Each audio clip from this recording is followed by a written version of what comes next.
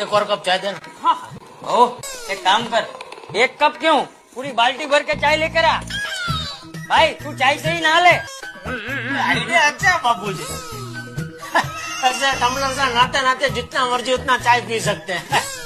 और वो साबुन की जगह पे बिस्किट का इस्तेमाल करने का, मतलब ऐसा घिसने का नहीं, सीधा ऐसा खाने का। चाय पियो बिस्किट खाओ, चाय पियो बिस्किट खाओ। मजाक कर रहा हूँ बाबूजी। ये मजाक पड़ी, मैं मजाक नहीं कर रहा हूँ।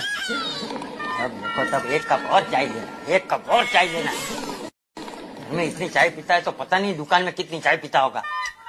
बंद कर देगा तेरा चाय पीना। और गांधी जी बंद, गांधी जी की तरह बकरी का दूध पीना शुरू कर दे, सेहत के लिए अच्छा होगा। अब देखो तब चाय चाय चाय चाय लो, कहीं लो।